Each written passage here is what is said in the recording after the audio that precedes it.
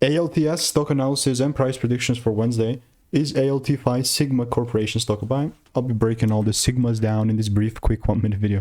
Now, here's the thing.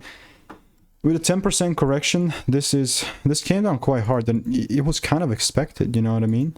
And the one thing that I mentioned in the previous video is that I'm waiting, this is why I have this waiting text, for a double break to happen. Well, am I still waiting?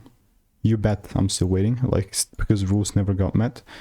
One thing that I'll tell you is that I would much rather appreciate it if it starts breaking above 644 in terms of like a double break, and then I will look to take it up, rather than trying to like reinvent the wheel and just assume that things are going to take the bullish turn, right?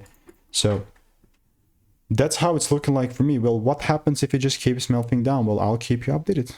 You know what I mean? No sweat. I do have a lot of receipts. I do have 4 receipts. I mean, this is just all the different triggers. So just yesterday, I made the first video, I think, on ALTS. But other than that, if you want to stay tuned and get free money-making emails, insights, click the first link in the description. It's absolutely free.